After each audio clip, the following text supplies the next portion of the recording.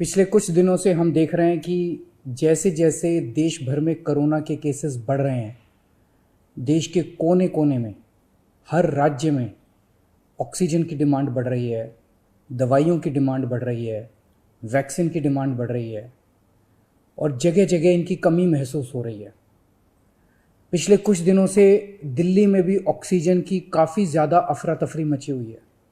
कभी इस हॉस्पिटल में ऑक्सीजन की कमी हो गई, कभी उस हॉस्पिटल में ऑक्सीजन की कमी हो गई, इस हॉस्पिटल में 2 घंटे की ऑक्सीजन बच गई। मैंने खुद रात रात भर अस्पतालों में ऑक्सीजन का इंतज़ाम कराने में गुजारी है कि कहीं किसी अस्पताल में ऑक्सीजन की कमी से कहीं मौत नहीं हो जानी चाहिए। केंद्र सरकार हर राज्य को ऑक्सीजन का कोटा तय करती है। देश भर में जितनी भी ऑक्सीजन बनती है, केंद्र सरकार तय करती है कि इस राज्य को इतनी ऑक्सीजन मिलेगी, इस राज्य को इतनी ऑक्सीजन मिलेगी। अब दिल्ली को कितनी ऑक्सीजन चाहिए? दिल्ली सरकार ने अपना एक एस्टिमेशन लगाया जिसके हिसाब से दिल्ली को रोज़ाना 700 टन ऑक्सीजन की ज़रूरत है। केंद्र सरकार ने हमारा कोटा कल तक 378 टन तय किया हुआ था। ये कोटा कल शाम को बढ़ा के 480 टन कर दिया है केंद्र सरकार ने। इसके लिए हम केंद्र सरकार के बहुत बहुत आभारी हैं। हालांकि हमें अभी और भी काफ़ी ऑक्सीजन चाहिए, लेकिन केंद्र सरकार ने जितना भी बढ़ाया है उसके लिए हम उनका बहुत बहुत शुक्रिया अदा करते हैं। अब केंद्र सरकार ये भी तय करती है कि जो आपके कोटे की ऑक्सीजन है वो कौन सी कंपनी देगी। जैसे दिल्ली में तो ऑक्सीजन बनती नहीं है, दिल्ली की सारी ऑक्सीजन दिल्ली के दूसरे राज्यों से, दिल्ली के बाहर के दूसरे राज्यों से आती है। तो केंद्र सरकार तय करती है कि फलाने राज्य की ये कंपनी आपको इतने किलो ऑक्सीजन देगी, फलाने राज्य की ये कंपनी आपको इतने किलो ऑक्सीजन देगी। मान लो राजस्थान की ये कंपनी आपको इतने किलो देगी, हरियाणा की ये कंपनी आपको इतने किलो देगी। तो केंद्र सरकार कंपनियां तय करती है कि किस कंपनी से दिल्ली को अपने कोटे की ऑक्सीजन आएगी। अब दूसरी समस्या यहां पे आ रही है कि ये जो कंपनियां जिन राज्यों में हैं, उनमें से कुछ राज्यों की सरकारों ने उन कंपनियों से जो दिल्ली के कोटे की ऑक्सीजन आनी थी वो भेजनी रोक दी। राज्यों ने कहा कि पहले हम अपने राज्य में इस्तेमाल करेंगे, दिल्ली का कोटा भी हम इस्तेमाल करेंगे, दिल्ली के जो ट्रक हैं वो जाने नहीं देंगे।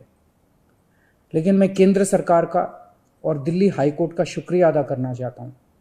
पिछले 2-3 दिन के अंदर उन्होंने हमारी बहुत मदद की है, जिसकी वजह से अब ऑक्सीजन दिल्ली पहुँचने लगी है। जो जो दिक्कतें आ रही थी, हम लगातार पिछले 2 दिन से एक एक मिनट टू मिनट, मैं खुद, मनीष जी, मैं, हमारे सारे ऑफिसर्स केंद्र सरकार के लगातार संपर्क में थे। परसों रात को मुझे याद है जब जीटीबी हॉस्पिटल में वहाँ का ट्रक एक पड़ोसी राज्य से चलना था पर वो चला नहीं, जीटीबी ऑक्सीजन में आनी थी ऑक्सीजन, तो एक केंद्रीय मंत्री को हमने फ़ोन किया और उन्होंने तुरंत वहाँ पे बात करके उस ट्रक को वहाँ से छुड़वाया। हम लगातार संपर्क में हैं, एक एक ट्रक को अस्पताल पहुँचाने की कोशिश कर रहे हैं। हम सब लोग 24 घंटे काम कर रहे हैं, सोई नहीं है। हाई कोर्ट और केंद्र सरकार से जो मदद हमें मिली है उसके लिए तहे दिल से हम उनका शुक्रिया अदा करना चाहते हैं। जो कोटा हमारा बढ़ाया गया है अभी ऑक्सीजन का, उसमें उड़ीसा से काफ़ी ऑक्सीजन आनी है, तो बढ़े हुए कोटे की ऑक्सीजन को भी दिल्ली पहुंचने में कुछ दिन लग जाएंगे। हम कोशिश कर रहे हैं कि अगर हो सके तो हवाई जहाज के जरिए उड़ीसा के से ऑक्सीजन लाई जा सके। जब हमने लॉकडाउन लगाया था, मैंने आपको बोला था कि ये 6 दिन का जो लॉकडाउन है, ये 6 दिन हम आराम नहीं करने वाले, हम 24 घंटे काम करेंगे। इन 6 दिनों को हम इस्तेमाल करेंगे दिल्ली के हेल्थ इंफ्रास्ट्रक्चर को और सुदृढ़ करने के लिए। इन 6 दिनों में दिल्ली में जो ऑक्सीजन की कमी है उसको ठीक करने के लिए, दिल्ली में जो बेड की कमी है उसको ठीक करने के लिए, और हम 24 घंटे लगे हुए हैं दिल्ली के हेल्थ इंफ्रास्ट्रक्चर को और इंप्रूव करने के लिए। इस लॉकडाउन के 6 दिन जो हमें मिले हैं, इन 6 दिनों में हम पूरी कोशिश कर रहे हैं। एक और बात, ये बहुत बड़ी आपदा है। इस आपदा में अगर हम सारे लोग हरियाणा, पंजाब, तमिलनाडु, गुजरात, पश्चिम बंगाल, इसमें बट गए तो भारत नहीं बचेगा। इस वक्त हमें एक दूसरे की मदद करनी है, हमें भारतीय बनना है, हमें इंसान बनना है। देश के लोग आज सभी न्यूज़ चैनल पे देख रहे हैं कि दिल्ली में आने वाला ट्रक किसी और राज्य ने रोक दिया, मध्य प्रदेश में जाने वाला ट्रक फलाने राज्य ने रोक दिया।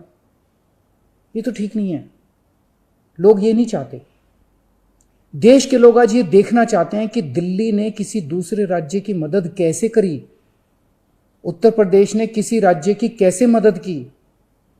हम एक साथ मिलके आपदा से लड़ना है हमें, तभी भारत बचेगा।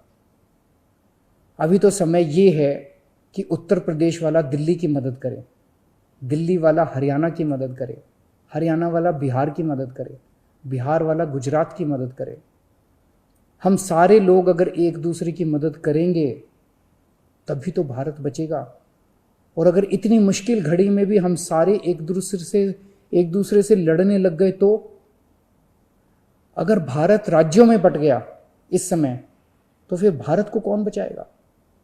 मेरी सारी नागरिकों से अपील है, सारी सरकारों से अपील है कि आइए मिलके एक होके लड़ते हैं।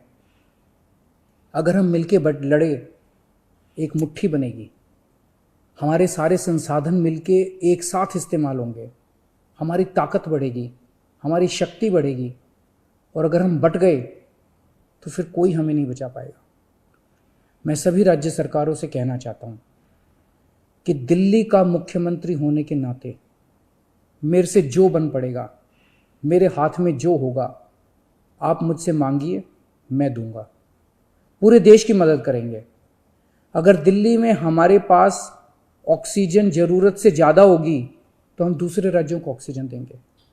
अगर हमारे पास किसी दवाई की ज़्यादा मात्रा होगी तो वो भी हम दूसरे राज्य के साथ बांटेंगे।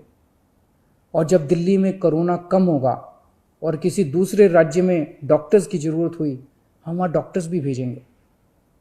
हम सभी भारतवासी हैं, हम अपने देशवासियों की मदद करेंगे, सभी राज्यों की मदद करेंगे, क्योंकि ये बीमारी कोई बॉर्डर देख के नहीं फैलती।